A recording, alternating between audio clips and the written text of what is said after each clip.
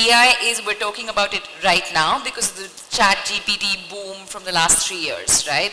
Algorithmically driven technologies have existed in our lives for a long time and have been causing harm for a while, and we've not necessarily... Like what? So give you an example, credit, right? Now, credit worthiness has been an assessment tool for hundreds of years, whether are you able to pay back or not. Correct. This data has been obviously digitalized, models have been trained on this to make certain decisions. Now, single mothers, for instance, are considered to be high risk, you know, credit, or unworthy of credit, perhaps most need in terms of need credit, right?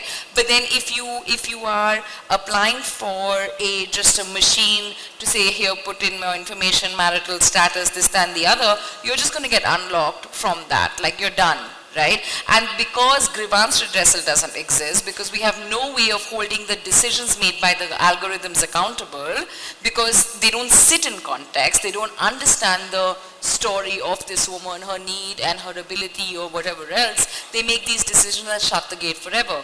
This can also happen in the context of healthcare. And again, we know this, right? Like crash test dummies were trained on Caucasian men, right? So women die more in car accidents. We know how decisions get made on poor data. We know how decisions get made, and when there is no accountability, when there's no transparency, as Tanvi said, there is actual harm that occurs. Now, if you take that and you multiply that to public interest technologies, you do that with the media, to healthcare, whatever it is, these harms are going to get amplified if you're not creating mechanisms that hold these technological systems, AI obviously is a starting point of it, accountable by the communities where they are being used. So if the farmers in Telangana are getting garbage information on which they're supposed to decide how much to irrigate, how much to fertilize, what seeds to use, and that is causing problems in their ability to produce grains, that's because data is being trained on, like, I don't know, like California farmers.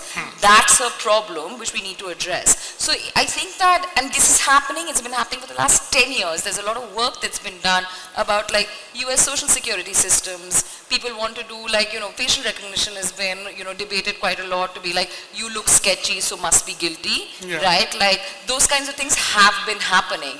And it's a pity that we're talking about it 10 years too late, because we had a nice little nifty little window to make some of these systems more accountable. But I mean, but the problems are now, and I think that that's what we need to be addressing. And I think that over the years, this has been corrected. So Bletchley Park, which is a big AI summit, talked about the future things. Then Paris had a much more public interest thing, which was in Feb this year. And now India is going to do its summit in Feb next year, which is going to be about the impact of AI, much more use case driven. How do you sit technologies in context? How do you make sure that the data, you know, no decisions about us are made without us? So how do you get communities to participate? How do you make this much more localized?